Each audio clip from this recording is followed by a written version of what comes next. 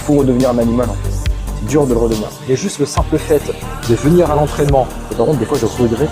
Je pense à comment j'étais avant. Et comment toi, tu gères ça sur la semaine?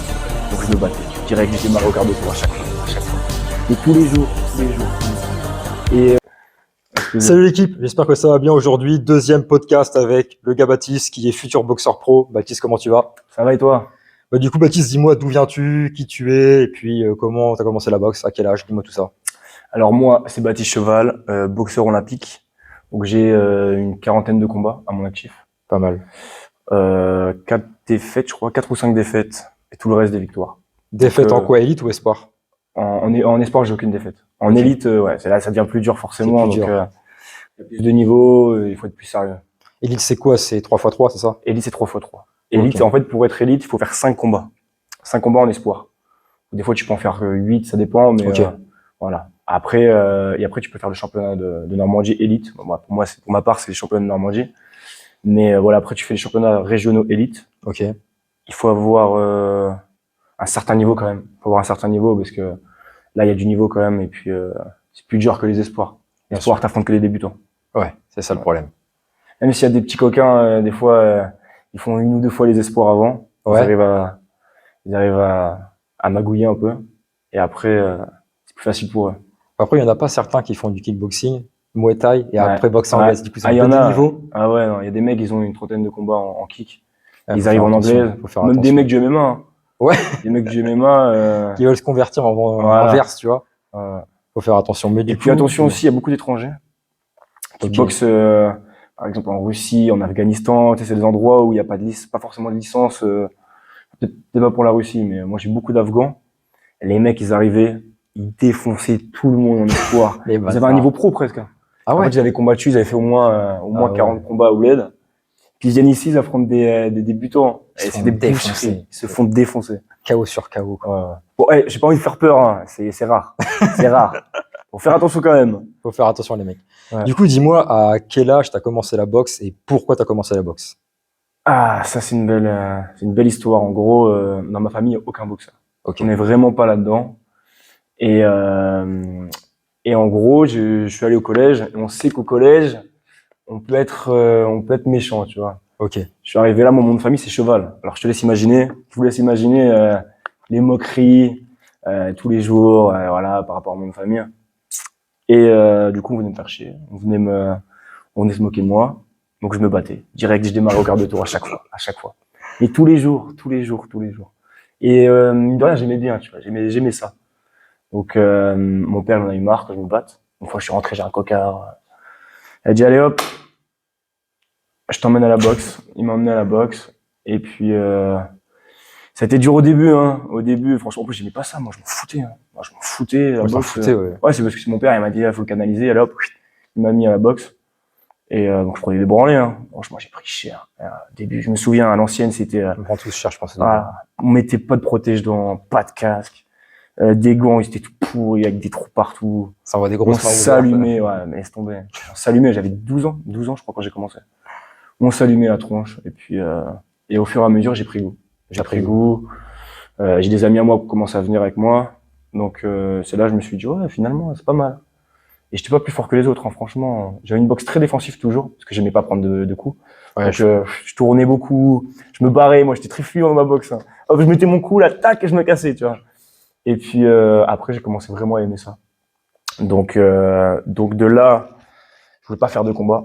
Mais mon entraîneur, il m'a inscrit. Comme ça, il m'a dit, bon, allez, hop, je vous ai inscrit.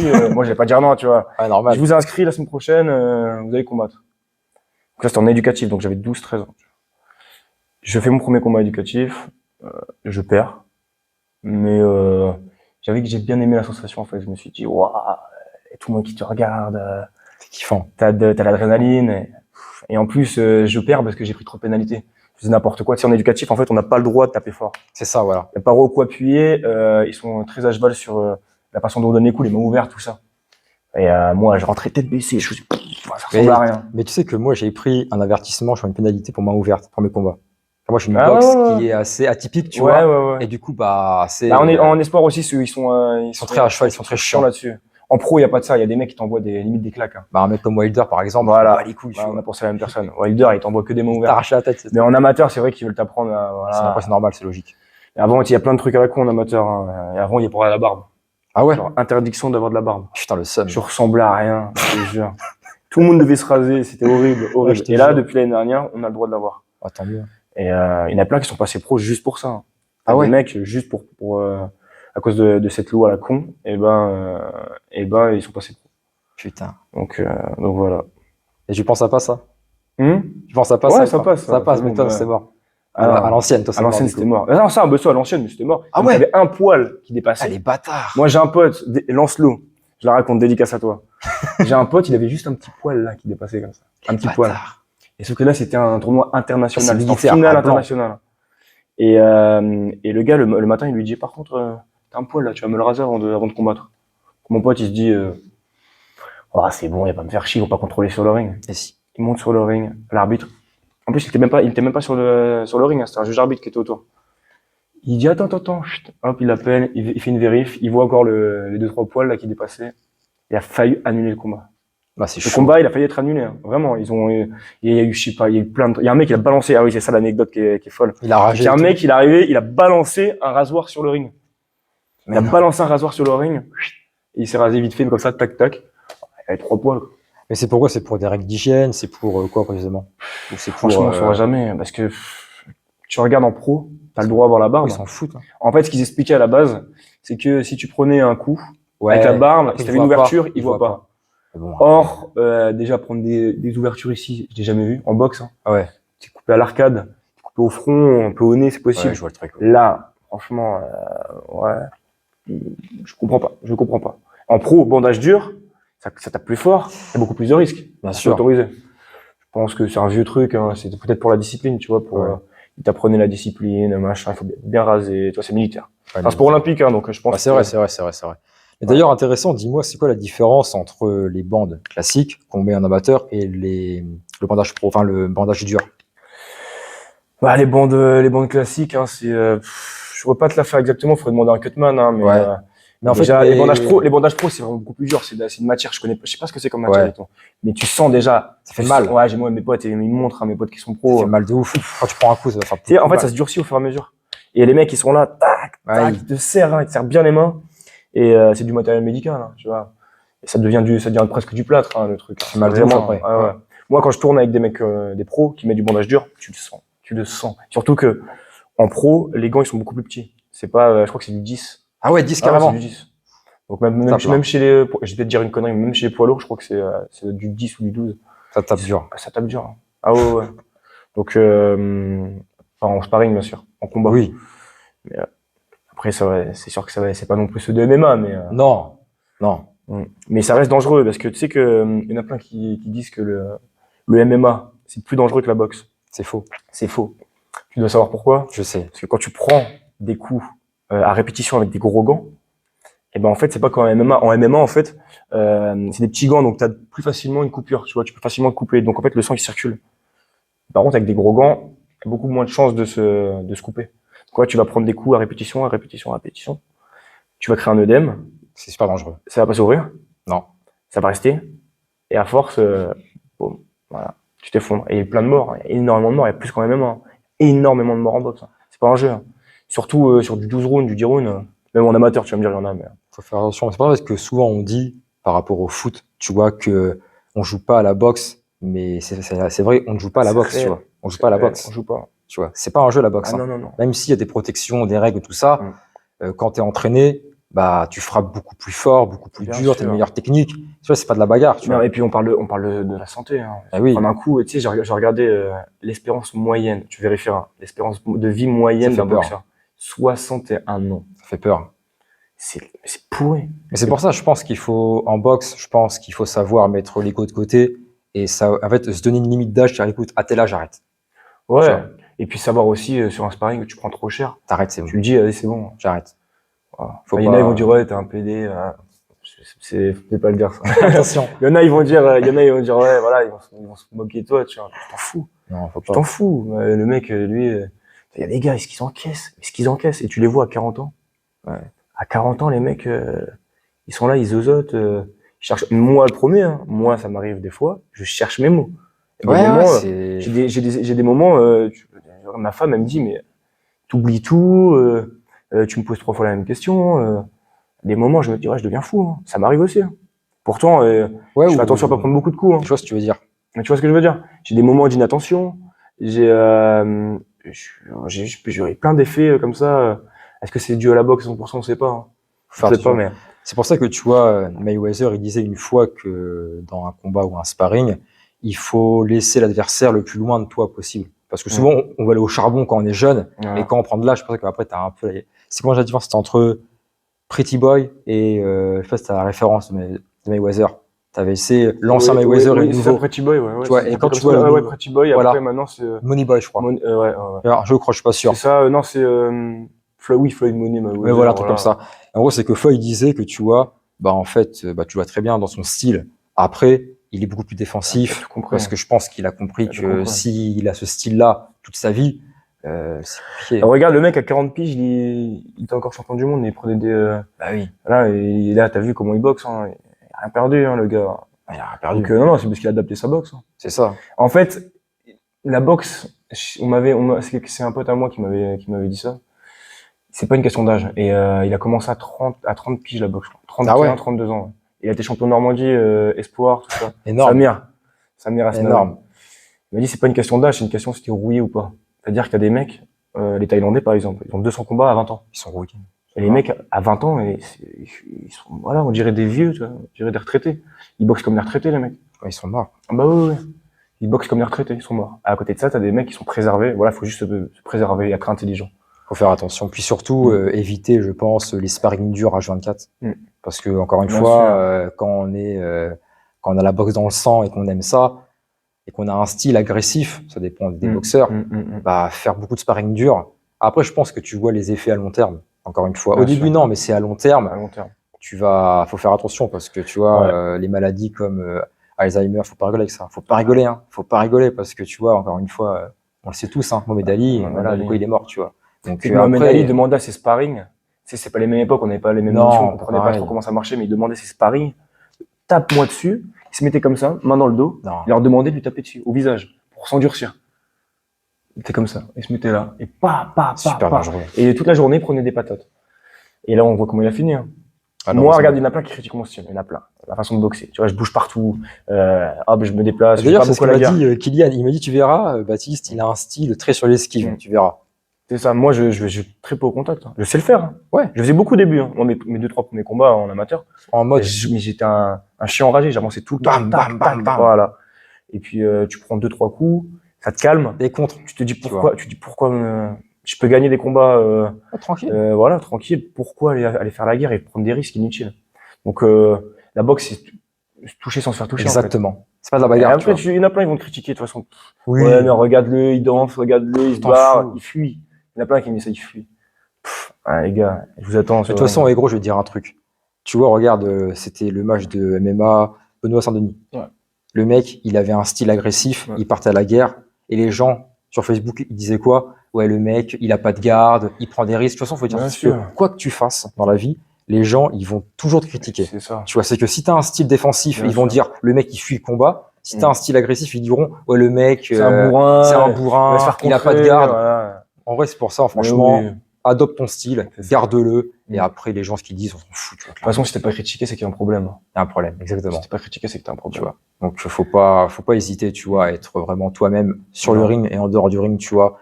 Et puis, t'as un style qui t'est propre, tu le gardes, et après, ce que les gens disent en bien ou en mal, tu t'en fous, tu vois. Tant que tu gagnes, c'est principal. C'est ça. Clairement, tu vois. C'est ça. Donc, non, après, du coup, c'est que là, en pro, toi, est-ce que tu comptes ton style l'adapter ou garder celui que tu as actuellement? Ah, bien sûr, de toute façon, j'ai pas le choix.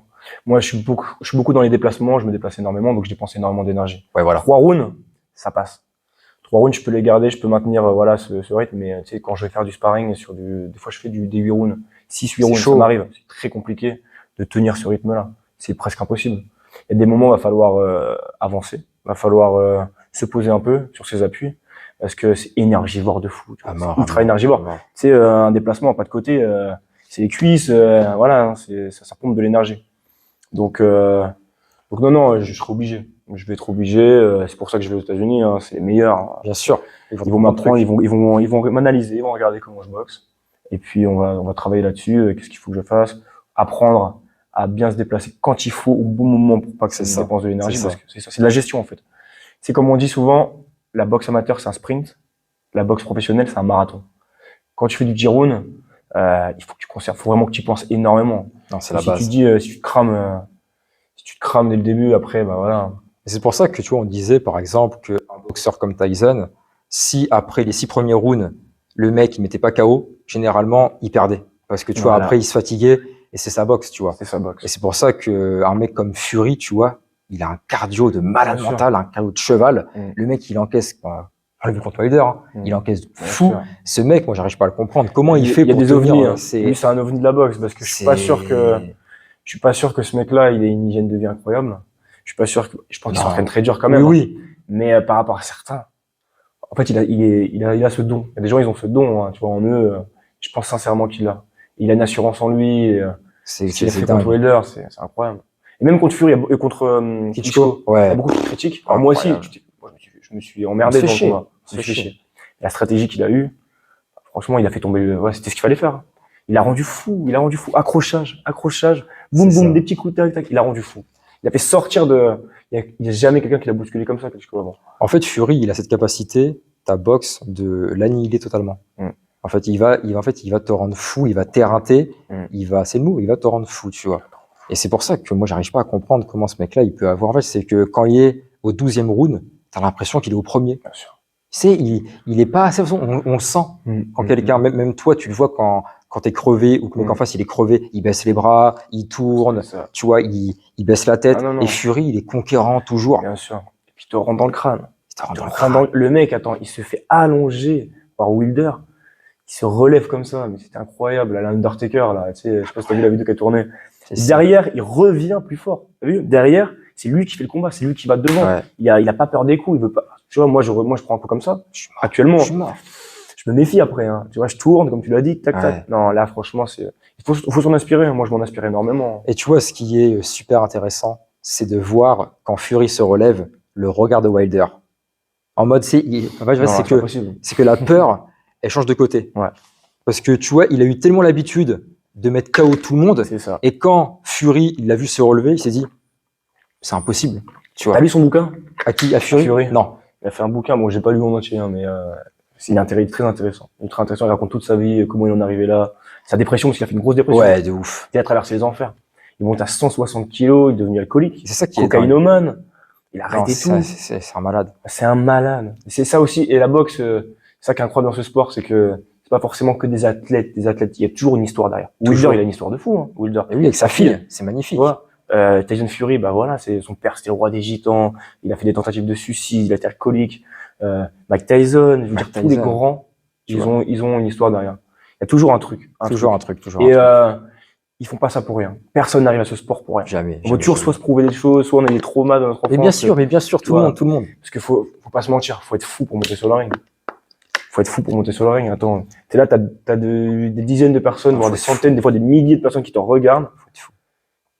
Tu te tapes, tu mets ta santé en jeu, tu mets ta vie en jeu. C'est un délire. Et non, il y a plein de gens qui critiquent. Moi, ça me fait rigoler. Je vois les mecs, ils ont leur bière là comme ça. Ouais, t'es nul. Ouais, machin, fais ci, fais ça. Les gars, vous savez pas ce que c'est. Ils savent rien. 99,9% de la population ne serait pas capable de monter sur le ring. Bien sûr. Même en sparring. Et bien sûr. Même en sparring, même en entraînement. Parce que les gens, ils parlent de combat, mais juste le simple fait de venir à l'entraînement, de mettre le casque, de mettre les gants sur un round, allez, on va être gentil, de 2 minutes, la plupart des gens, ils ont même pas les couilles de le faire, tu vois. Et après, ce sont ces mêmes personnes-là qui vont venir te critiquer. Ah, regarde, il a pris un KO, oh, il a perdu. Voilà. Mais frérot, mec, viens à l'entraînement, juste non, même pas, juste tiens, ne serait-ce qu'un training, un seul training. Bien sûr. Un round au sac de fractionné. Et après, on en reparle, tu vois. Non, mais totalement. Juste ça. Mais c'est, tu vois, pour revenir encore une fois à Wilder contre Fury, c'est que moi, ce qui m'impressionne, c'est que Fury, il a fait une dépression, tu vois, et le mec, il te sort un combat comme ça, après une dépression, mais c'est un truc de fou. Le gars, il a fait 1 ou 2 combats pour se remettre en jambes. C'est un malade. Bim, Wilder. C'est un malade. C'est un malade. Alors, chapeau, respect à lui. Hein. Respect à lui. Et après, tu as aussi eu le deuxième combat où là, il lui a roulé dessus, littéralement. Et après, tu as le troisième combat où Fury, il se prend une droite, mais du démon. Encore une fois, il se relève.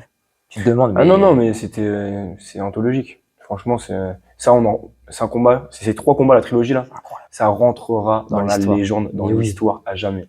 Tu vois, un peu comme Trian Mania, tu sais, la trilogie avec Joe Frazier et Mohamed Ali. Ouais, pareil. Le combat les plus violents, mais ça pareil, ça, ce qu'on a vécu là. C'est On a eu la violent. chance de le vivre, hein. Ce qu'on a vécu là. On a eu la chance, hein. Parce que là, des combats comme ça, je suis pas sûr que dans les 10 prochaines années, il y en a encore. Des trilogies comme ça, aussi impressionnantes, avec des rebondissements comme ça. Ouais, et puis de la haine, tu vois, Voilà, des l'histoire côtés. qu'il y a derrière. Et quand tu regardes les conférences de presse, c'était Ils incroyable. sont là, ils se poussent comme ça, bam, tu Non. vois, ça s'insulte de Là, partout. on a vécu un moment historique dans la boxe, en tout cas. Je te jure. Mais là, aujourd'hui, les poids lourds, malheureusement, même Fury le premier, hein, les mecs, ils s'évitent, tu vois. Ouais. Alors Ils que Fury Music, Mais tu vois, et t'en penses quoi, toi, Dis-moi. du MMA, là, avec Benoît Saint-Denis, Cyril Gane qui arrive, là, on en parle beaucoup. je kiffe. Ouais, tu kiffes. D'abord, je trouve que faut savoir qu'il y a 2 ans, c'était encore, il n'y avait pas en France de MMA, tu vois, c'était encore interdit. Et le fait qu'il y ait eu l'UFC Paris, je trouve que c'est bien parce que ça met en lumière, pas que la boxe, ça met en lumière les sports de combat. Parce que souvent en France, on a cette image, ouais, c'est un sport de voyou, mais ça, c'est un peu la vieille école. Aujourd'hui, les sports de combat, ça te change mentalement, physiquement, ça te transforme en quelqu'un de meilleur, Bien tu sûr. vois. Et quand je vois la team française qu'il y a, Cyril Gane, Ouais. tout ça, moi, je kiffe. Et c'est bien. Et par rapport à la boxe, justement, qu'est-ce que tu pourrais dire? Tu veux dire la comparaison Voilà, la comparaison. Bah, en vrai, c'est que tu vois, quand t'es boxeur pro, t'es mieux payé qu'un mec qui fait du MMA. On voit, c'est pour ça que Ngannou, il va boxer contre Fury, tu vois, parce que. Ouais, mais attention, parce que en boxeur pro, si t'es dans le top 20 Oui. 10 mondial. C'est ça. Parce que là, maintenant, là. Ouais, c'est vrai. Franchement, les gars, allez pas vers la boxe, je vous le dis. Hein. Allez vraiment pas vers la boxe. Allez vers le MMA. Parce qu'en fait, tu peux très vite atteindre une fédération comme le Bellator, comme C'est le ça, PFL, c'est ça. comme, je sais pas, même là, il y a le Cage Warrior. T'en as plein, là, qui sont en train d'immerger. Et ça paye directement. Enfin, Ça paye. mais ça pas des paye. milliers, des cents, mais plus Non, que la mais boxe. tu En vois. France, là, mon premier combat pro, je vais prendre combien? Ouais. 300, 400 balles. Ouais, Tu vois. 400 balles, hein. La boxe, ça paye pas. À part si tu fais partie À de. part être top 20, tu vois, un truc comme ça. Ou alors, Mais- voilà, faut marcher sur son image. C'est ça, mais c'est vrai Faut jouer sur son image. que pour revenir sur ce que tu as dit, Mm. c'est vrai que moi actuellement, tu vois, j'ai encore des ambitions à mon échelle dans Mm. la boxe. Je vais en faire encore, même voilà. Moi, je veux, tu vois, aller en élite. C'est mon but, tu vois. Mais c'est vrai que dans un coin de ma tête, je me disais, ah frérot, si tu veux te faire du fric, essaie peut-être de basculer. Et c'est vrai que là, je pense beaucoup au MMA pour une reconversion, pas maintenant, mais on sait pas ce qui va Ouais, se bah passer. ouais. Mais c'est vrai que j'y pense. Je me dis, Mm. je vois que ça prend de la lumière de plus en plus, tu Ouais. vois.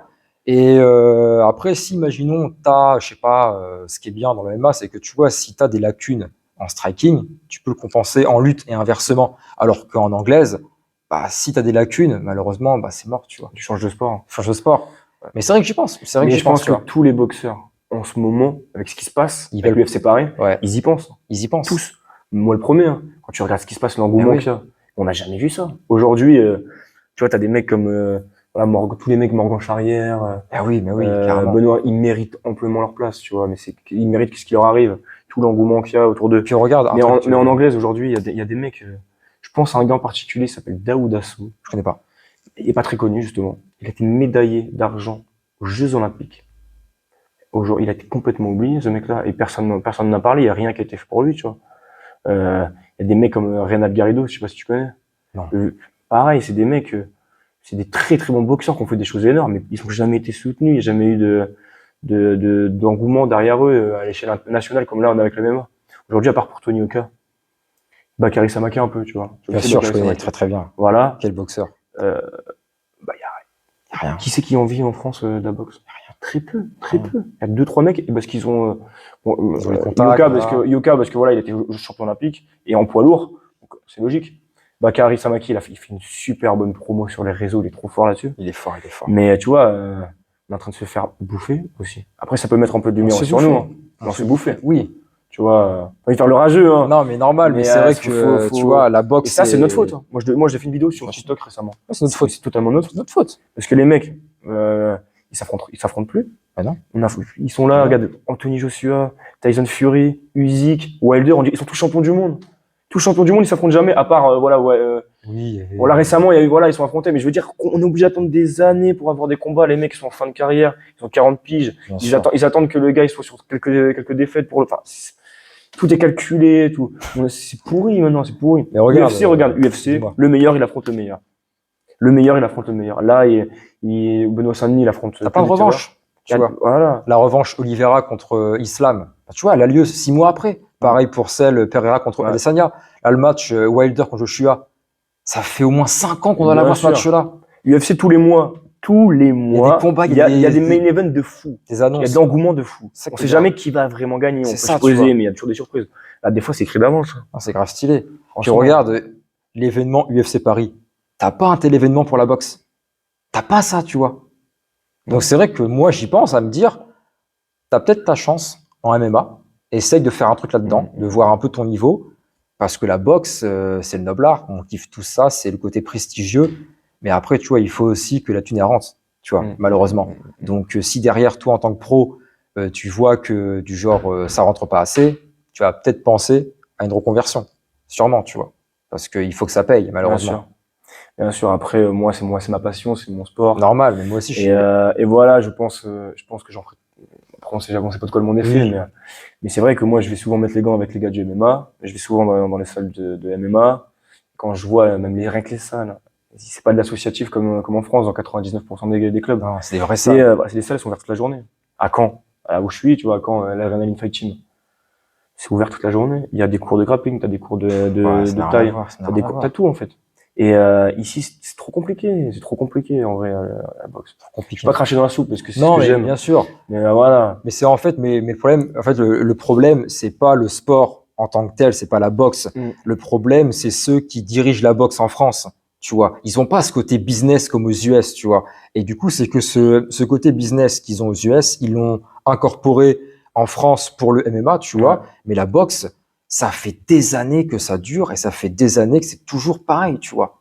C'est toujours pareil. Et tu sais que rien qu'au niveau amateur, pour les Jeux Olympiques, jusqu'à très récemment, le président de l'AIBA, donc celui de la Commission internationale, c'était un Ouzbek qui avait fait 10 ans de prison pour trafic international de cocaïne.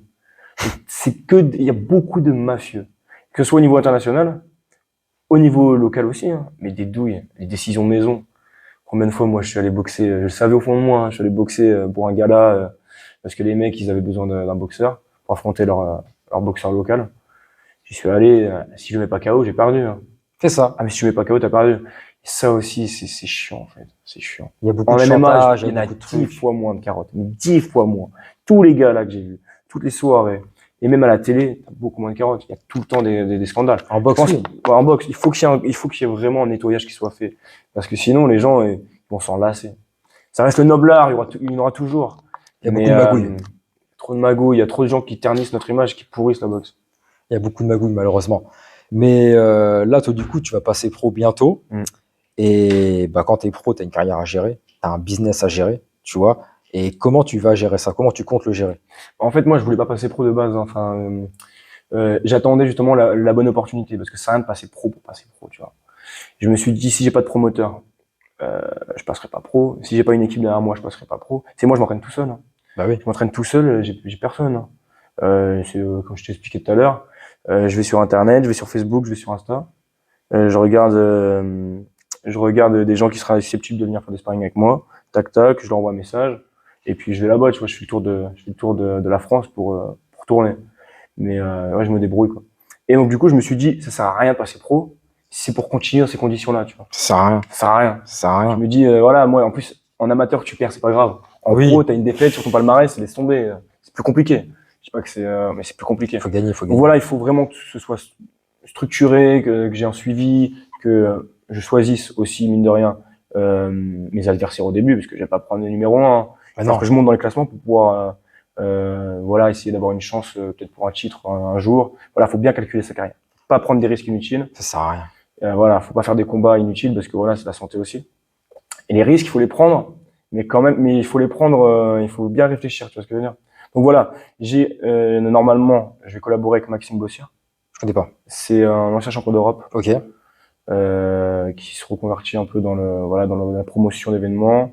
il va ouvrir sa salle à Caen. Super. Et il m'a proposé de travailler avec lui. Ah, Il c'est aime bien, ma c'est boxe.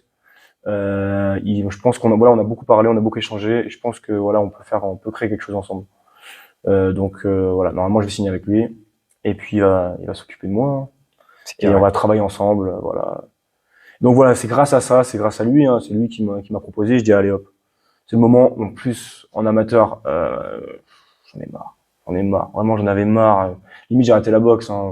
C'est quoi, du coup, qui te faisait chier en amateur, là, dernièrement? Bah, déjà, j'ai pris pas mal de carottes.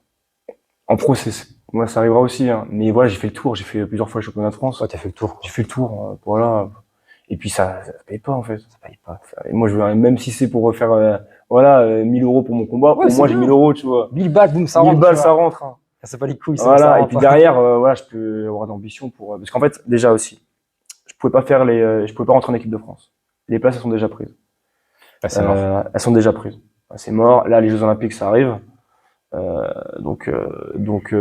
ont déjà leur nom. Si tu restes amateur, c'est pour faire les Jeux Olympiques. Bien sûr. Voilà. Donc ça sert plus à rien. Moi, je sais qu'ils ont déjà leur tête. Faut que je passe pro. Ouais, tu passes pro. Tout le monde passe pro là. Cette année, il y a plein de gens qui sont passés pro. Ils ont vu qu'ils n'ont pas pu faire les Jeux Olympiques. En plus, ils ont supprimé ma catégorie. Ah ouais. 75. Donc c'était soit, même si j'aspirais à les faire, il fallait que je descende en moins de 71, Ou alors? ou alors que je monte en moins de 80. Mais non, Ouais. ah non, c'est pas possible. Donc voilà, ils ont supprimé ma catégorie des Jeux Olympiques. En équipe de France, ils ont déjà quelqu'un. L'amateur, ça paye pas. J'ai trouvé un promoteur. C'est bien, ça. Voilà. Et du coup, le promoteur, comment tu fais pour le trouver? Bah, c'est lui qui m'a contacté. Hein, Parfait. voilà. On se connaît déjà parce qu'il est du coin. Ok. C'est un Canet. Et puis il monte sa salle. Il m'a contacté. On n'a pas mis les gants, mais il m'a fait les pattes d'ours. Si à l'époque j'avais mis les gants avec lui déjà à l'époque. Ok. Et puis c'est quelqu'un qui est reconnu. Hein. Ouais, mais c'est quelqu'un bien, qui est c'est super reconnu. important. Il a beaucoup d'ambition. Non, c'est bien ça. Et voilà, il y a un engouement, je pense. Enfin, il y a un truc, je sais pas comment dire le terme. Mais Ouais, il y a une alchimie. Il y a une Il y a alchimie. une alchimie, il y a un Voilà. feeling qui est présent, Il tu y a vois. une alchimie. Et puis ça tombe bien, ça tombe à pic. Et du coup, là, dans ton staff, là, est-ce que tu as tout ce qui est préparateur physique, préparateur mental? J'ai Pas de rien tout ça. du tout. Je fais tout solo. Est-ce que c'est quelque chose qui pourrait t'intéresser à terme? Ah bah bien sûr, bien sûr. Parce qu'aujourd'hui, En pro, de toute façon, je vais m'entourer. Là, de toute façon, justement, je travaille avec Maxime. Maxime, il va m'aiguiller sur des gens, machin, voilà.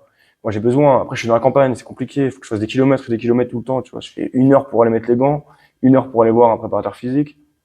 Et j'ai un très bon ami à moi, Malik, qui me prépare un peu aussi de temps en temps. Avant mes dernières échéances, il m'a préparé un peu. Il fait ça bénévolement, il fait ça avec le cœur, il fait ça très très bien d'ailleurs. Il fait ça très très bien aussi. Et du coup, Et ça fait de la route, quoi. C'est loin. du coup, ce qui est intéressant, c'est que tu vois, parce que moi qui est dans le domaine de la musculation, comment toi tu gères ta préparation physique, parce que l'entraînement en boxe, il est différent que l'entraînement en bodybuilding ou en musculation. Et comment toi tu gères ça sur la semaine? Alors, déjà, je travaille qu'en explosivité. Ok, Sans charge presque. ok, Là, je fais des circuits, je vais faire des pompes explosives. Je vais travailler avec les kettlebells. Je fais du HIIT, hein, je travaille en HIIT ou Ok. en fractionné. Hein. Et je fais des tractions, vraiment que du poids de corps, beaucoup de poids de corps, d'élastique, beaucoup d'élastique aussi. en shadow, j'imagine. Ouais, en aussi. shadow, ouais, j'ai plein d'exercices différents. Allez voir Ok. sur ma page TikTok, j'en ai mis. Ok. Mais du coup, jamais de travail lourd à la salle, jamais. Pas de coucher, pas de squat, pas soulevé de terre, rien de tout ça. Jamais, Ok. jamais. En fait, ça pourrait, en travaillant en force, ça pourrait me servir, hein, ça pourrait me servir, mais pour ma boxe, c'est pas ce qui est Ouais, c'est recommandé, pas. quoi. Après, c'est que je pense Voilà. que t'as aussi peut-être la crainte de prendre trop de muscles, Mm. d'être trop C'est lourd, ça en plus. et aussi de Prendre en masse, perdre, après tu prends du poids. de perdre en cardio aussi, tu vois. Mm. Parce que l'endurance musculaire aux épaules, je pense que tu la sens rapidement quand tu as des Ah, grosses laisse tomber. épaules et que tu prends vite. Ah ouais, c'est ça. Donc, faut faire super attention. En tout cas, c'est bien que tu parles de ça parce que c'est quand tu passes de la muscu à la boxe, bah, les gens, ils ont tendance à s'entraîner toujours pareil, alors que non, il faut tout changer, Non, tu non, vois. tout changer. Tout changer. J'en fais quand je fais du bodybuilding, entre guillemets, c'est Oui, avant l'été, voilà, tu voilà, tu connais. vois. Summer body, voilà. Bien sûr, ça Mais m'arrive de pousser un peu de fonte. tranquille. Tranquille. Mais pas l'année, quoi. Mais non, non, non, surtout pas, c'est Non. contre-productif, hein. Parce que c'est pas le même sport, en fait. Pas le même C'est pas un sport. C'est là, il faut vraiment travailler en spécifique. C'est ça. C'est-à-dire même tout ce que tu fais, par exemple, tes pompes, voilà, les pompes, faut les faire en explosivité, tu vois. C'est ça. Faut faire du gainage. Tes tractions, c'est pareil, il faut faire des tractions explosives. C'est pas des séries de 12 comme, Non, mais non. voilà. tu vois. Tu fais travailler en endurance aussi, je fais de l'endurance. Ouais, ça, c'est super important. Voilà. Mais ouais, je me débrouille tout seul en soi, hein, tu sais, j'ai regardé beaucoup, je me suis beaucoup renseigné. Et puis, maintenant, je connais mon corps. Tu vois, je me débrouille. Et beaucoup de sparring. Après, je fais beaucoup de sparring aussi. À défaut de pas avoir de préparateur physique, Beaucoup de je fais sparring. beaucoup de sparring. Mais sparring dur ou sparring léger? Alors, j'ai des périodes de sparring léger. Ok. Et puis, quand je vais contacter des gens, voilà, pour aller mettre les gants, Là, du haut niveau, là, évidemment, là, on pas de s'allume, léger, quoi. hein. On s'allume. Ok. Donc, il y a des périodes, ouais, par exemple, quand je sens, alors moi, avant, je fonctionnais qu'en léger. Que en léger, parce que j'étais à Condé. Ok. Dans une petite salle, où forcément, il n'y a pas énormément de niveau, donc je travaillais avec des débutants. Donc, forcément, j'étais obligé de travailler en léger. Mais ça aide énormément parce que ça t'apprend à te détendre. Ça t'apprend à être beaucoup plus fluide. T'es plus crispé. Ouais, tu vois. ouais, c'est ça, Parce voilà. que si tu fais trop de sparring dur et que t'es débutant, eh ben, tu vas te crisper, Tout le et temps, c'est tout le pas temps, tout bon, le tu vas temps. perdre en énergie et tu vas prendre l'habitude d'être crispé. Donc c'est pour ça que c'est ultra important de faire des sparring légers avec des débutants. C'est super bon aussi, avec des débutants, comme ça t'apprend à te retenir, Ouais. à savoir gérer tes coups. Parce que quand tu sais gérer tes coups, après c'est pareil, C'est bon, tu vois. tu peux jauger la puissance, voilà, tu peux accélérer, tu sais à peu près, voilà, tu peux t'économiser. Donc je faisais beaucoup de sparring léger. Et au bout d'un moment, eh ben, quand tu arrives sur le ring, eh ben, tu prends les mauvaises habitudes aussi, tu vois. Donc c'est bien pour se détendre, pour machin, mais il y a des moments il faut rappuyer. Et quand j'ai vu que je commençais un peu à être Être trop gentil. trop gentil, voilà, Tu être vois. trop gentil pendant le combat, là je me suis dit non, faut changer des choses. Et là c'était après que des sparring durs. C'est ça. Voilà, que des sparring. En fait, il faut savoir, une prépa dure 2 semaines, 2 semaines, 2 mois. Le premier mois, tu peux faire que des sparring légers. Par contre, après, On se la met, tu vois. on se la met, quoi. Car toi, je me rappelle, c'était lors d'une interview, enfin, une longue vidéo de Bilal Djikou. Il disait que lui, c'était le reproche qu'on lui même ses frères, qu'il n'était pas assez méchant sur le ring. Bilal, Voilà, tu vois. Et après, il a changé ça. crois-moi, il est méchant. Oui, Hein. là, oui, il est méchant. Là, Crois-moi, j'ai mis aujourd'hui, les gants avec lui, il est méchant. Bilal, il frappe bien. Sur le ring, C'est un loup, tu vois. Il y c'est va. un loup. Il y C'est va. un loup. Mais Ouais. c'est vrai que, tu vois, quand tu as, même, tu sais, de base, quand tu es quelqu'un de gentil qui a bon cœur, bah, t'as pas forcément ce côté un peu animal C'est sur ça. le ring, tu vois. Et C'est après, ça vient avec le temps, Ouais. tu vois. Mais c'est vrai que au départ, C'est ça. Bien sûr. au départ, moi, le premier, tu vois, Mm. bah, quand t'as jamais fait de bagarre de rue, tout ça, t'as jamais fait de boîte de nuit, tu vois ce que je veux dire, bah, t'as pas forcément envie de mettre KO le mec, tu vois. Ah, Juste, c'est tu fais un clair. sparring léger. Mm. Mais après, quand c'est en combat, et quand t'es en sparring dur pour préparer un combat, là, je pense qu'il faut sortir un peu Il faut en sortir. l'animal qui est en L'animal qui est en toi, toi. y aller. C'est pour ça que tu vois, il disait Mike Tyson qu'avant chaque combat, il pleurait, tu vois. Mm. Il pleurait pour vraiment, en fait, Ah ouais. se mettre dans un état second et sortir le chien qui était en lui. Parce Mm. que s'il restait le Mike Ouais. qu'on aime bien, bah, tu vois, en fait, dès le départ, il prend pas l'ascendant psychologique sur C'est ça. l'adversaire, tu vois. C'est ça. Mais tu sais, moi aussi, moi, on me reproche d'être trop gentil. Hein. Mais Pas trop gentil. Ah, mais combien de fois on me l'a reproché? Trop Tu sais, gentil, parce tu vois. que c'est ça, et c'est pour ça qu'il faut sortir de sa zone de confort. Moi, j'étais trop dans ma zone de confort. Ça veut dire que j'arrivais sur le ring. Tu veux dire. Les mecs, j'aurais pu, tu vois, j'étais pas assez méchant. C'est-à-dire que, moi, le soir, j'arrive, je mets ma série Netflix, je mange mon popcorn, je suis avec ma petite femme, on se fait des câlins, voilà, on est cool, tu vois. À la La cool. zone de confort. Et à l'entraînement, pareil. À l'entraînement, je commençais, vu que c'est moi qui m'entraîne tout seul, tu vois. C'est moi qui m'entraîne tout seul, donc quand ça commence à être dur, il y a des moments où je faisais la feignasse. Hein. Ouais, J'étais normal. trop dans ma zone de confort. Et sur le ring, ça se ressent directement. Il faut redevenir un animal, en fait. C'est dur de le redevenir. Moi, tu sais, quand j'ai fait mes premiers combats, amateurs, j'étais un animal. Mes 2-3 premiers combats, je me souviens parce qu'en fait, Un c'était chien, l'adrénaline qui prenait le dessus. Ouais, voilà. Maintenant, j'ai encore énormément d'adrénaline, mais je suis beaucoup plus raisonné, Mais j'arrive moins. beaucoup plus à réfléchir, donc forcément, le côté animal, il est plus là. Et par contre, des fois, je regrette, je pense à comment j'étais avant, mes premiers combats, mais le mec, je me laissais pas respirer, j'avais la rage, j'avais la haine, il y avait l'envie de finir mon adversaire que j'ai pu perdre à certains moments de ma carrière, tu vois. Et pourquoi, justement? Et je sais pas. Ça, c'est une bonne question parce que tu vois, on dit souvent qu'il y a le Mike Tyson avant la prison et après la prison.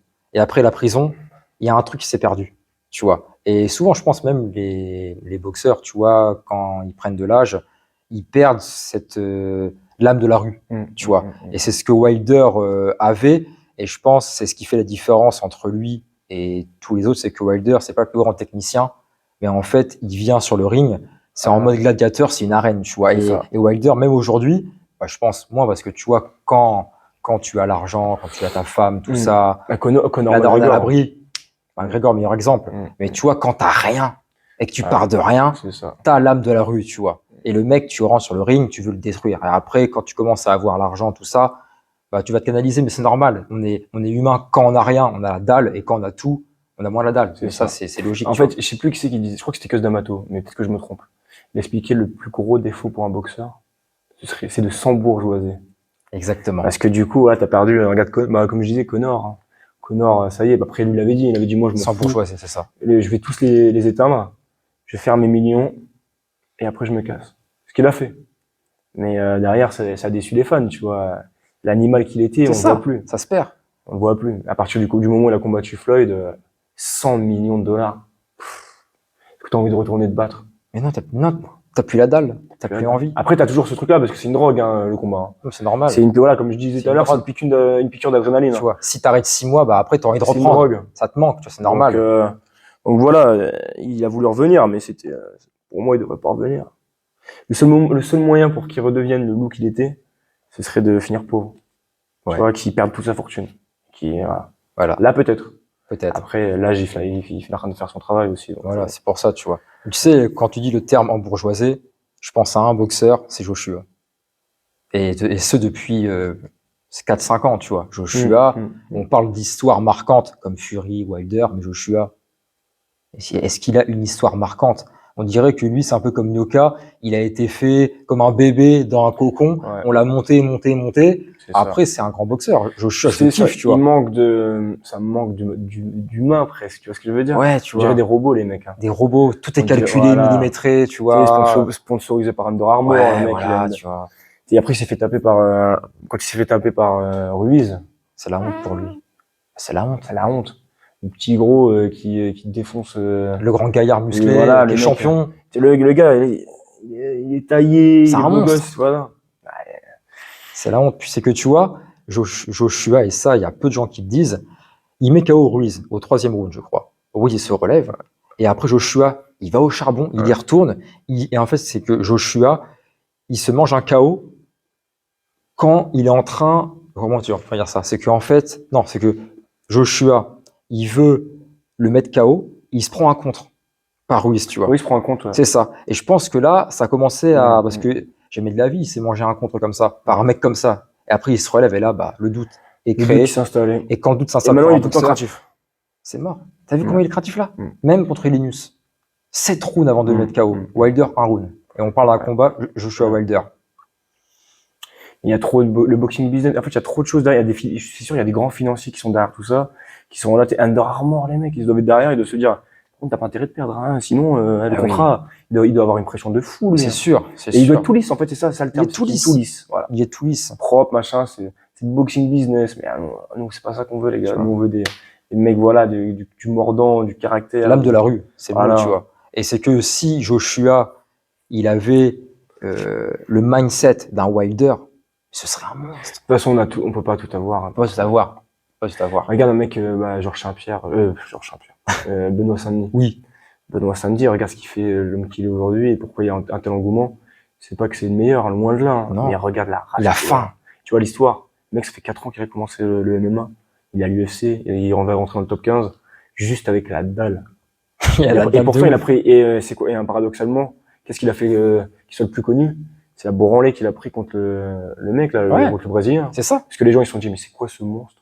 Et oui. Les patates qu'il prend. Tu sais, je pense que ça peut être, la branlée qu'il a pris, là, ce jour-là. Je pense que, au final, c'est une bonne chose. C'est une bonne chose. Parce que derrière, tout le monde l'a connu là-dessus. Et il a été respecté. Il a été respecté parce qu'il a pas mis un genou au sol. Et jusqu'à la fin, il a combattu comme un gladiateur. Et, le vrai panache à la française, en fait, tu vois, c'est ça que les gens, ils adorent ça, tu vois. Les gens, les Français, ils attendaient leur champion. Ils attendaient le mec comme ça qui arrive et qui se donne avec des valeurs fortes, des principes forts, tu vois. Et ça, c'est, je te dis, regarde, le mec, il se prend une rousse monumentale. S'en fout. Il s'est avéré qu'il était dopé, le mec, d'ailleurs. Ouais. Voilà. Il est au charbon. Et le mec, il continue. Et derrière, tu vois, il a pris cette branlée-là. Et derrière, que des victoires. Il a enchaîné les victoires. Et il a jamais flanché, même mentalement. Après ce qu'il a pris là, il a dit non, faut rester toujours, focus. Et je vais vous le prouver. Dans une interview, il a dit, je vais vous prouver. Tout le monde a parlé sur moi, je vais vous le prouver. Et là, depuis, il fait que prouver. Chapeau. Après, est-ce qu'il a les épaules pour être champion du monde? Je l'espère. Hein. C'est serait dur. beau. T'as du Islam Makhachev, t'as du Charles Ouais, Oliveira. Ils sont chauds, les mecs. Hein. Ouais. Puis là, t'as la revanche, Oliveira, Makhachev, tu vois qui, toi? Est-ce que tu penses qu'Oliveira, il peut créer la surprise et prendre sa revanche? Je pense qu'il peut la créer. Parce que le premier, pareil, se chie dessus. Il fait de la merde. Il fait de la merde. Il fait de la merde. Après, évidemment, c'est pas un manque de respect. Voilà. Mais c'est que tu vois, je pense que, c'est pas une excuse, mais je pense que son cutting l'a beaucoup affaibli. On l'a vu sur les photos, mais c'est pas une excuse, tu vois, t'es pro, t'assumes. Mais sur ce combat-là, on a comme l'impression qu'il était pas dedans, tu vois. Moi, pour moi, il se chie dessus. Ouais. Ah, et ça peut pas arriver, hein, des fois. Mais là, il est arrivé dans ses yeux, je l'ai vu. Ouais. Dans les yeux, tu sentais, tu te dis, oula, qu'est-ce qu'il lui arrive?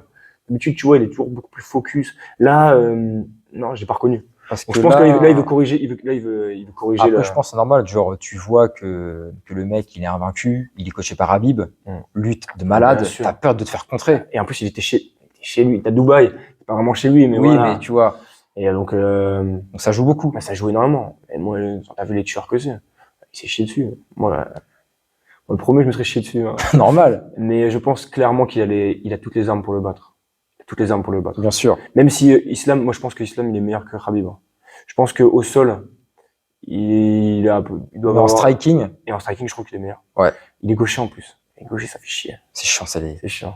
Ou les mecs qui sont ambidex. Ouais. Non, je trouve qu'il a un très bon striking. Comment il s'appelle, Islam Makhachev. Voilà, de ouf. Donc, mais d'ailleurs, en parlant de gaucher droitier, est-ce que tu penses qu'il y a quelqu'un aujourd'hui dans la boxe qui peut éteindre Terence Crawford? Après la masterclass contre Spence. Là, après, il commence à vieillir. Mais il est encore présent. Non, là, tout de suite, là, je vois personne. Même Gervonta, Charlo, personne. Non. Le mec est trop fort. Il a une trop bonne intelligence. Je pense qu'il sait s'adapter à tout. Il saurait s'adapter à tout. Mais tu sais que moi, ça m'a fait mal de voir Spence comme ça. Parce que Spence, et trop de gens j'ai pas compris, en fait. Les gens qui se connaissent en boxe, ils ont dû comprendre dès le début. Eh oui. Ils ont dû comprendre dès le début. Crawford, il a un QI de fou. Et puis déjà, tu vois, il rentre sur la musique d'Eminem avec le filet de pêche. Là, tu comprends direct que Spence, il est mort. Voilà. Après, Spence aussi, il était bizarre. Hein, ce combat-là, ouais, je sais pas. J'ai pas trouvé autant. Après, il a eu un accident. Ouais, mais je pense que ça joue beaucoup sur le mental. Tu vois. Ça joue. On peut dire ce qu'on veut, ça joue. Genre, t'es plus le même. Je pense que quand t'as un événement aussi marquant comme Tyson, la prison, un accident où tu peux perdre la vie, tu vois, je pense qu'après, t'es plus le même, tu vois. Je pense qu'il y a un truc en toi qui se perd, où t'as plus cette même fougue, tu vois, qui est présente, et t'es plus détendu. Après, c'est vrai que le Spence d'aujourd'hui, c'est peut-être plus le même qu'avant, tu vois. Donc, c'est peut-être pour ça que il a plus ce niveau, enfin, il a plus cette fougue qu'il avait avant son accident, peut-être, tu vois. Mais là, aujourd'hui, c'est vrai que éteindre Crawford, je pense qu'aujourd'hui, c'est impossible. Mais c'est vrai que j'aimerais bien voir Gervonta, tu vois, parce que lui aussi, il est très très bon, tu vois. Gervonta, on veut le revoir, bien sûr. On veut le revoir. Pareil, lui, ça va devenir, il a pas encore prouvé à 100%, parce que Ryan Garcia, bon, ça va. C'était pas le big boss. Mais, là, contre Charlo, je crois qu'ils vont s'affronter avec Charlo. Ouais, gros combat, ça. Là, on va déjà voir. D'ailleurs, tu auras Canelo Charlo, bientôt, là. Je crois en septembre, bientôt. Là, toi, sur ce combat-là, tu vois qui, toi? Sachant que les deux, ils ont, je crois, 3-4 ceintures.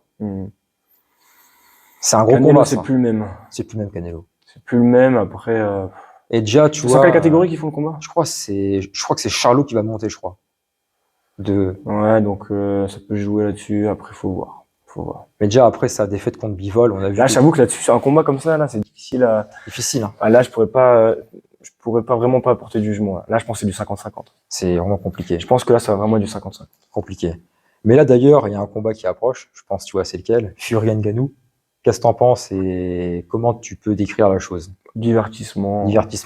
Mais est-ce que tu penses que Ngannou, il a une chance de gagner? Je ne pense pas. Mais est-ce que tu penses que Ngannou, il peut faire quelque chose où il peut montrer une image en mode, putain, on s'y attend pas, tu vois? Parce que là, il est quand même coaché par Mike Tyson. En termes de boxe. Pas rien, tu vois. En termes de boxe, non. Je veux dire, techniquement, il va rien. Non, c'est normal. Les gens vont pas se dire, waouh, en fait, il est bon. Par contre, il en suffit d'une. Hein. Comme Wilder. Il en suffit d'une. C'est ça qui fait peur. C'est un monstre, en physique. Après, il est pas bête, Fury. Il est pas bête. C'est le mec, voilà. Mais après, on va dire, il y a toujours un pourcentage de chances que regarde, on dit que Wilder, il est pas technique, il est exécrable. Mais Wilder, sur 3 combats, il a réussi à mettre Fury 4 fois au sol. Donc pourquoi Ngannou, il pourrait pas le faire? Après, tu vois. Voilà, On sait pas. On sait pas. Mais On c'est verra comme- ce qui va se mais passer. bon, après, il y a 99% de chances Oui. qu'il se fasse éteindre. Hein. C'est Mais ça. c'est vrai qu'il peut surprendre. Tu sais, admettons, il lui met un gros crochet large. Parce que tu sais, moi, je mets les gants avec des mecs du MMA. Et des fois, comme ils boxent un peu bizarrement, Une boxe assez atypique. ouais, atypique, tu sais, ça vient de partout. Ouais. C'est des overhand, c'est des trucs bizarres. Tu sais, bon, il y en a pas qui disent que le combat était truqué, mais Connor contre Floyd. Oui. Floyd, il a eu un peu de mal, hein, parfois. Au début, ouais. Il l'a dit dans une interview, il a dit, il m'a envoyé des coups bizarres, c'est hypercute, il est venu dans tous les angles. Donc il a eu un peu de mal, hein. Donc tu vois, il suffit qu'il fasse une feinte bizarre que, On sait pas ce qu'il peut voilà. faire. Et puis pareil, c'est des poids lourds, donc des fois, c'est un petit coup de coude ou juste, je sais pas. Car c'est vrai que je pense que Là, c'est sûr que par contre, ça ferait mal à la boxe. Si Fury y perd, imaginons, ça ferait mal. En mode, t'as vu, regarde, on vous baisse chez vous, tu vois. Ouais.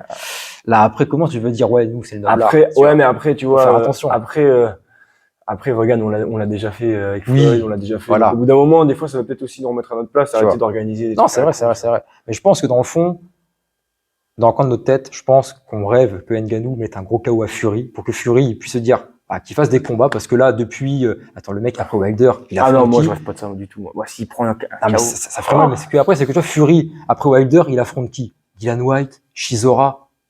Mec, ils sont de gueule, tu vois. Affronte Usyk, gros. Ouais. Après, je pense que Ah, un mais ça combat, qu'on veut. Moi, franchement, Ngannou, bon, je m'en fous. Hein. S'en Mais fout. moi, ce que je veux, c'est contre Usyk.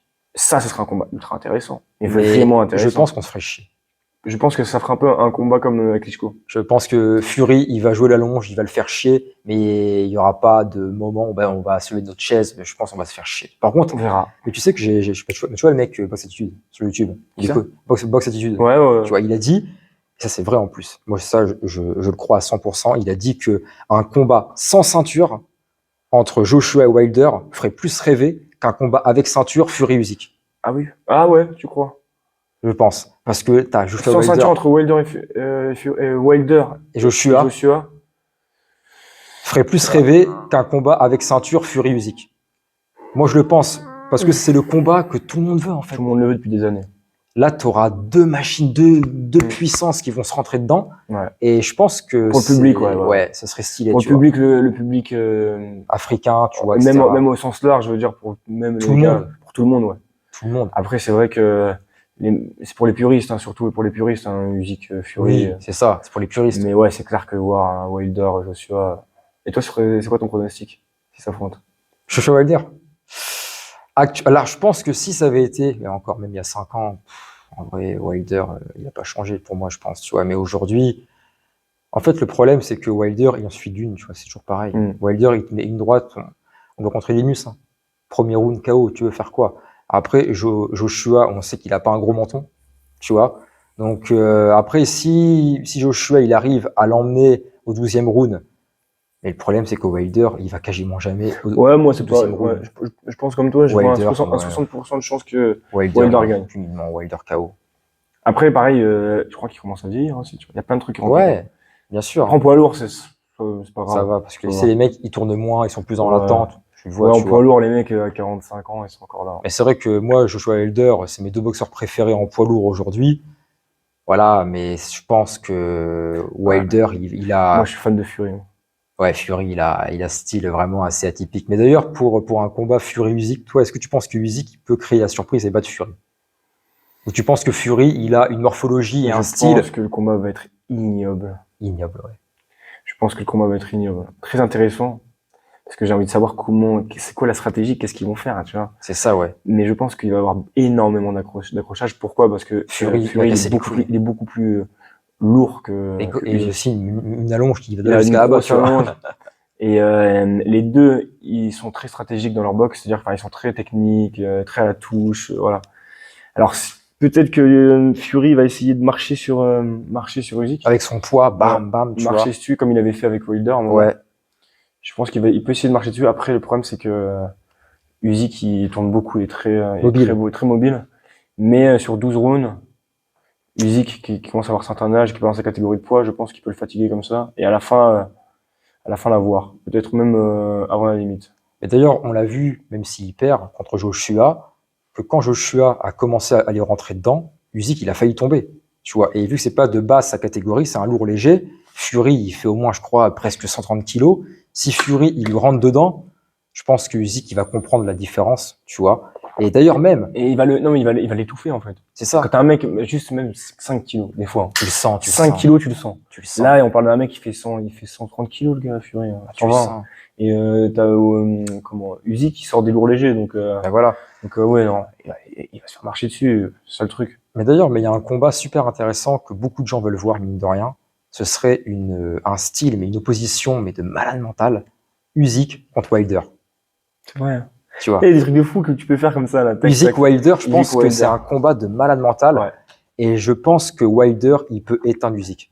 Par un KO, mais de ouf. Tu vois. Et Usyk, c'est un technicien hors pair qui est bien meilleur que Wilder. Mais je pense que Wilder, il a une puissance de malade mental que sur un coup, il peut littéralement. Moi, je pense que Usyk va le mettre KO, Wilder. Tu penses? Ouais, parce que je pense que Usyk, il analyse tellement bien Ouais, c'est vrai. la boxe que les gros crochets larges de Wilder, il va les anticiper. Ouais. Et qu'il va attendre le bon moment avec son petit droit de gauche, là, pam pam. Pas forcément très puissant, mais pas du menton. Après, Usyk, c'est pas forcément un gros puncher non, de base, tu vois. Puis après, Wilder, c'est quelqu'un qui encaisse bien. On l'a vu contre Fury au troisième combat. Il se relève. Non, mais c'est sur le timing qu'il va l'avoir. Sur le timing. Sur le timing, la précision, c'est sur le timing qu'il va. Mais Fury, ce serait un beau combat. De voir un peu, tu sais, la brute contre le technicien. Ce serait vraiment Il y en a un, moi, que j'ai envie de revoir, là, bientôt. C'est Martin Bacolé. Contre qui? Là, il y avait Hunter. Je sais pas si tu sais, la seule défaite qu'il a, Martin Bacolé, c'était contre Hunter. Je sais pas si tu vois qui c'est. Non. Et là, il le reprend. Mais j'aimerais bien le voir, justement, contre un top mondial.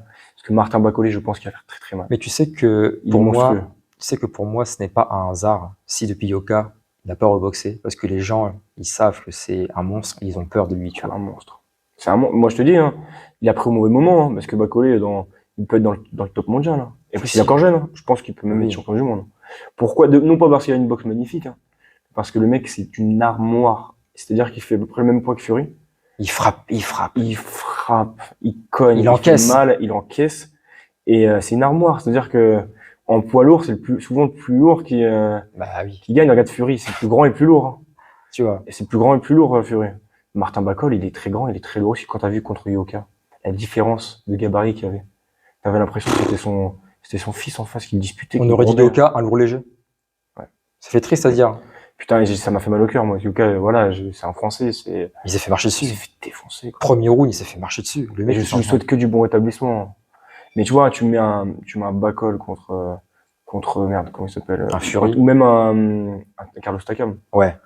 Voilà, un Carlos Takam, histoire de voir. Et après, voilà, un Fury parce que moi, je pense qu'un mec comme Bacolé, il pourrait peut-être le battre, Fury. Oui, il pourrait le battre. Tu vois, ça peut paraître fou, hein, mais je pense qu'il pourrait le battre parce que c'est le seul qui a un gabarit aussi imposant. Tu vois. Après, si, tu aurais peut-être Joshua, qui est très lourd, qui pourrait peut-être battre Fury, parce que ce combat-là, tout le monde l'attend. Et Joshua de maintenant, je pense pas. Non. Mais celui qui a 5 ans, peut-être. Celui vient. Même il y a 5 ans. Ouais, tu penses? Même il y a 5 ans. Ouais, Fury, trop Fury, Joshua, il a du mal à bouger, il est encore un peu. Ouais. Trop, voilà. Fury, se sera amusé.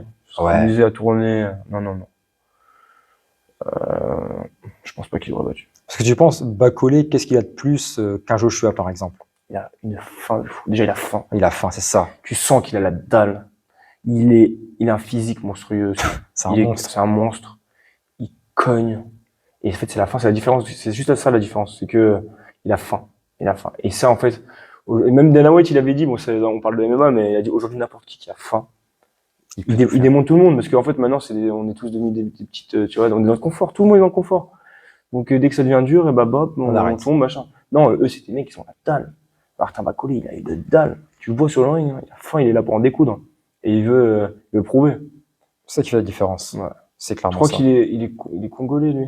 Ouais, congolais. Voilà. Les Congolais, je peux te dire que. Ils y vont. Ah oui. Ils sont pas froids aux yeux, tu vois. Ah non. Ah ouais, non, les Congolais, ils ont faim. Je pense qu'on va avoir une grosse génération de combattants africains qui va arriver. Ouais, ce serait. Ouais, j'en suis sûr. Dans les temps à venir, là, je pense qu'on va avoir une grosse génération de boxeurs africains. Parce qu'ils ont vraiment faim. Tu vois. Ils ont faim. Puis encore une fois, on y revient le terme l'âme de la rue, tu vois. Voilà. Quand t'as rien, t'as l'âme de la rue, tu vois. Là, on a un Français. Je sais pas s'il a la nationalité française, mais il boxe en France. Anahuel Namisenge. Je sais pas si t'as. Je connais pas, non. Et ben là, il vient de faire une masterclass. Il est parti en Allemagne prendre un invaincu en 22 combats qui était classé dans le top 15 mondial. Il est parti là-bas, il a mis une branlée, quoi. Il a mis une branlée. Et pareil, je crois qu'il vient du Congo, si je dis pas de bêtises. J'espère que tu regarderas pas ça. Et et le mec, il a défoncé, quoi. Il l'a tué. Il a tué. Les mecs qui viennent d'Afrique, je te dis, ils ont faim. Ils ont faim, ils ont Ça, faim. chaque fois que j'affronte un Africain, je dis, ah, Parce non, qu'ils ont rien de base. dalle. Alors que nous mecs, on est en France, on a tout. Ouais. Tu vois. C'est ça. On a C'est pour moins ça de qu'il faut se dalle. redonner la dalle. Moi, je pars aux États-Unis, justement. Moi, je sais que c'est ça qui me manque. Je sais que techniquement, je suis très bon. Je sais que voilà, je suis un très bon boxeur. Il faut retrouver Faut que je retrouve, c'est ça qui me manque. J'arrive sur le ring. la fin, tu Et vois. sur le ring, moi, je me contente, hein, de mes acquis, en fait. Ouais, C'est ça qui m'a fait, tranquille. sur mon dernier combat, c'est ça qui m'a eu. Tu lèves le pied, voilà. C'est que, hop, je fais ce que j'ai à faire, je fais mon travail. Pourquoi forcer un peu, tu sais, je fais juste ce qu'il faut pour Ouais. gagner. Des fois, ça suffit pas. Je crois que ça suffit pas. Dernier combat, bon, allez hop, je me suis dit, oh, ça va peut-être passer. Ah, non, c'est pas passé. J'étais chez mon adversaire, en plus, donc, voilà. Et je pense qu'il faut vraiment, et voilà, il faut qu'on ait la dalle, il faut que ça revienne. Et il faut. Et moi, j'ai envie voilà, je vais revenir là en pro avec, attention dans le déco, là. Je vais vraiment là, je vais au States, je vais m'isoler de tout. Je vais arrêter l'apéro, je vais arrêter machin, je vais arrêter tout. Et je vais me mettre en mode, Machine de guerre, quoi. machine de guerre. Parce que là, du coup, tu vas aller aux States pour passer pro, enfin, pour préparer ton passage Préparer en mon pro. passage en professionnel. Là, tu vas partir où ça aux States? Je pars à New York. New York, et dans quelle salle, avec quel boxeur ou quel coach reconnu? Alors, c'est un mec qui qui organise des stages là-bas. Ok. Fred Julon, si j'écorche pas son nom, c'est ça, je crois qu'il s'appelle comme ça. Et le mec, il est parti justement, sa carrière amateur est stagnée en France, parce que j'ai cru comprendre, hein. Il a décidé de partir là-bas aux États-Unis. Le mec, il fait les Golden Gloves, il les gagne. Et derrière, voilà, maintenant, il se fait beaucoup de contacts là-bas. Il est dans une salle, il est coach là-bas, il connaît tout le monde. Moi, je l'ai contacté. Il m'a préparé un petit programme de sparring. Bon, déjà, il va me remettre en forme parce que j'ai une petite blessure. Il va me remettre en forme la première semaine.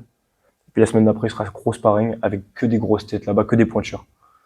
Des mecs en pro qui sont invaincus. Ouais, voilà, des mecs, des professionnels invaincus, des mecs qui ont fait des Jeux Olympiques, qui ont au niveau international, quoi. Un peu de pression, j'imagine. Un peu, ouais. Mais surtout, j'ai hâte, j'ai hâte. Mais évidemment, la pression, elle est normale. normale. De toute façon, j'y vais pour apprendre. Ouais, c'est pour apprendre. C'est pour apprendre. apprendre, t'es là pour Je te prends apprendre. une branlée, mais Ouais, et voilà. moi, je pense que je peux en choquer 2-3. Bien sûr, mais Je pense que je peux les choquer 2-3, je suis même sûr. peux. En France, le problème, c'est que moi, j'ai un pote qui est parti là-bas, il m'a dit, tu sais, on n'a rien en termes de envier. boxe, on n'a rien à leur envier. D'ailleurs, ils ont juste des structures. Voilà, c'est très médiatisé là-bas.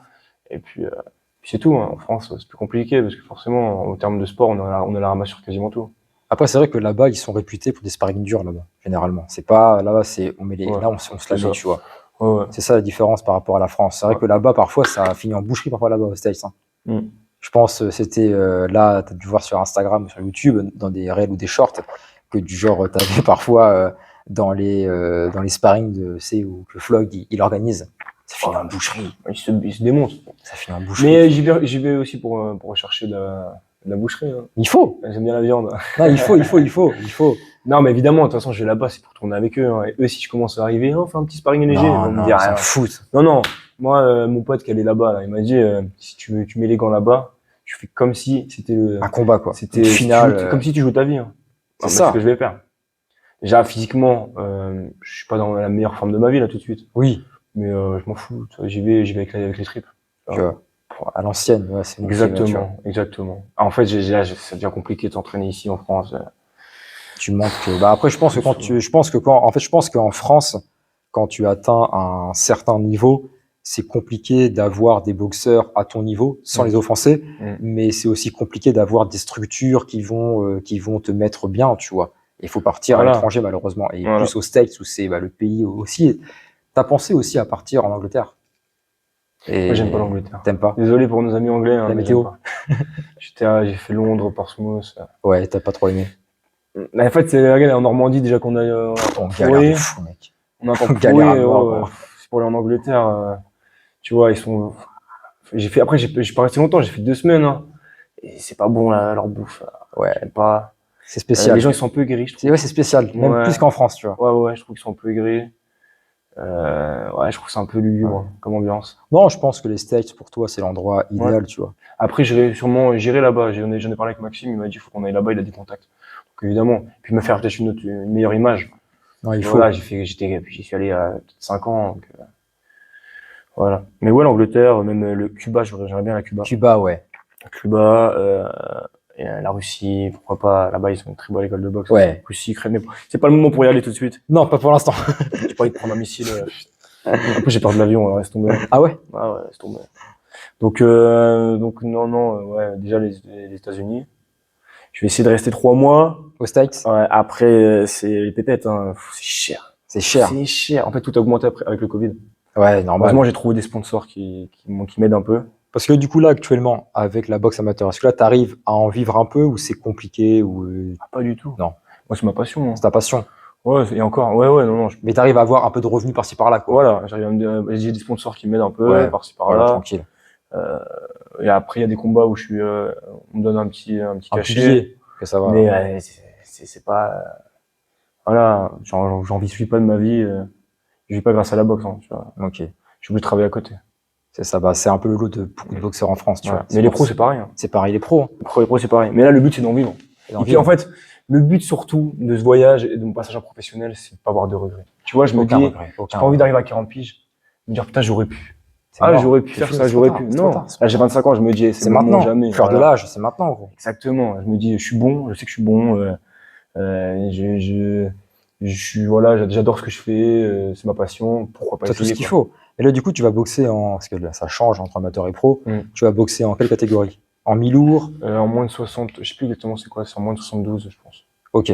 C'est pas pareil, moi je suis en moins de 75 en amateur, mais Ok. en pro, je descendrai. Donc, le poids moyen, j'imagine, je crois que ça va Ouais. être ça. Parce Ouais, que poids moyen, t'as lourd léger, mi-lourd. Ouais. Après, t'as poids moyen et après. Je connais plus exactement les termes. moi aussi, Ouais, je serais ça, ouais, je serais en moins 72. Après, peut-être j'alternerai entre 76 et 72, on verra. Ok. Ça me dérange pas de faire des régimes, je perds très facilement du poids. Ok. Je perds C'est le but. Et du coup, qu'est-ce qu'ils en pensent, ton entourage, ta famille, ta femme, tes amis, tout ça? Ils sont contents, ma foi. Ils soutiennent, j'espère. Ouais, ils soutiennent, bien sûr, ils soutiennent. C'était compliqué au début avec ma femme parce que je l'emmène avec moi. Ouais. Et Elle a peur. Elle est très famille. Elle est Ouais. très famille. Et c'est vrai qu'elle avait un peu peur, sa famille aussi, tu vois, que je l'emmène à l'autre bout de. Tu sais, elle, c'est une petite Normande, elle aime bien sa campagne, voilà. Mais d'un côté aussi, ça lui permet de voir autre chose. Et puis maintenant, elle est contente de me suivre. Normal. Elle est contente de me suivre. Tout le monde est au courant qu'on part en plus. À chaque fois, tout le monde, ouais, félicitations pour ton voyage et tout. C'est bizarre. Non, c'est stylé. Mais moi, j'ai du mal à me rendre compte. On a vraiment du mal. C'est dans 4 jours hein, que je pars. En 4 jours. Je pars dans 4 jours là. Et tu pars 3 mois. Je pars 3 mois. Grosse pression, j'imagine. Ouais. Mais là, pour finir sur ce magnifique podcast, on va finir sur 2 questions. Quel boxeur t'aimerais rencontrer là-bas? On sait pas ce qui peut arriver, mais imagine, là, dans mon imaginaire, tu pars là-bas bientôt, tu pars 3 mois aux States. Quel boxeur t'aimerais rencontrer par hasard, celui que tu kiffes? Floyd. Parler avec lui, tout ça, faire un sparring, discuter business, boxe et tout. Ouais. Et pourquoi Floyd? Bah, tu sais, il m'a bercé, moi, tu sais, j'ai regardé tous ses combats, j'adore sa façon de boxer, j'adore sa boxe. Son intelligence du ring, j'étais un peu un fanboy, moi, de Floyd. Outre le personnage que c'est, bon, ça, je m'en fous, tu vois. Et sa boxe, j'adorais. Ses esquives, puis tout le parcours qu'il a derrière. Je sais pas, je pense que c'est juste histoire de dire, hein, Floyd. Voilà, son nom, mais bon, lui, il est pas sur New York, je crois, il est vers Las Vegas ou à Los Angeles, je sais pas. Californie, je crois. Californie. C'est ça, ouais. Et je sais pas, c'est quoi la région la plus réputée pour la boxe? C'est Californie ou c'est New York? C'est pas trop. Non. Mais je pense que c'est pareil partout aux States. Hein. Il y a plein de ça, il y a plein de régions, c'est archi développé là-bas. Ouais. Et pour finir, ça serait quoi, en pro pour toi, je parle, ce serait quoi ton combat de rêve? La définition, parfait. Les gens vont dire que je suis un fou. Et putain, Canelo. Canelo. Ouais. Canelo. Je fais quoi? Je crois que je vais pourrir le combat. Il va me détruire, hein. Il va me casser en deux, là, tout de suite, il me détruit. Oui. Et voilà, faut tous rêver. Voilà, normal. On a tous le droit de rêver. Mais Canelo, ce serait, t'imagines, toi, t'es en face de Canelo? Et tu le bats. Wow. Et tu prends sa ceinture, tu les chopes, bam, comme ça. Sur un coup de chance, on sait jamais, hein. Ouais, mais regarde contre Bivol, qui a une morphologie un peu similaire à la tienne. Tu vois, Bivol, tout est possible. Très haut niveau. Mais tu sais que Bivol, moi, je vais encore dire, je savais qu'il avait gagné, mais en vrai, ça m'a pas du tout étonné qu'il gagne. Moi aussi. Bivol, c'est du haut niveau. Boxe très académique, il a 300 combats amateurs, le mec. Et il doit avoir 6 défaites, je crois. Le mec, c'est vraiment le très haut niveau. Canelo, il est très fort, Bivol. Très fort. Ah ouais, non. Canelo, il a pas fait d'amateur, je crois. Il a dû faire une trentaine de combats amateurs, je crois. Pas beaucoup. Que lui, il a vraiment fait du très haut niveau en termes amateur. Il a affronté tout le monde, tous les meilleurs du coin. Donc, Ça m'a pas étonné. Hein. Et en fait, par contre, chapeau à Canelo, parce que Canelo, le mec, il était à la base en moins de 66, je crois, ses premiers combats. Ouais. Et après, Et le il est mec, monté, là, il après, montait, il Floyd. affronte des mecs comme Bivol. Et en plus, il a fait un super combat contre Bivol. Ah oui. Et par contre, un Bivol qui faisait 66 kilos, Ouais. voilà, je pense que Canelo aurait gagné parce qu'il a une grosse puissance de frappe. Bien sûr. Mais voilà, et au bout d'un moment, c'est quoi la prochaine étape? Il va monter en poids lourd, Canelo. Non, Pour moi, Canelo, c'est vraiment le big boss. Parce que Canelo, il affronte tout le monde. Il C'est vrai. monte. C'est un homme de défi, en fait. C'est ça, tu vois. Grand respect à Canelo. Un peu comme un McGregor, on peut dire, tu vois. Ouais. Le mec, il s'en branle et tu vois, il perd contre Bivol, c'est pas grave, il y retourne contre Charlo, tu vois. Donc, non, mais en boxe, surtout en boxe, c'est rare de voir ça. Hein. Lui, il prend des défis de fou. Il a pris l'autre, là, le russe. Il a pris un russe, là, merde. Ah, c'était pas, ouais, Kovalev. voilà. Il a pris Kovalev en mi-lourd, en lourd léger, je sais Ouais. pas c'est quoi. Il prend des bivols. Il va prendre Charlot. Non, il est chaud, le gars. Et là, il a affronté que les meilleurs, Caleb Plant. Ouais, Caleb Plant. Et par contre, j'aimerais bien le voir contre Benavidez aussi. Gros combat, C'est ça. un gros combat aussi. Enfin, voilà. Bah écoute, je pense qu'on a tout dit. Ouais. Super intéressant comme podcast. Bah écoute, maintenant on passe au sparring. Allez, putain, j'avais oublié ça. Allez, go. Ah, j'avais oublié ça.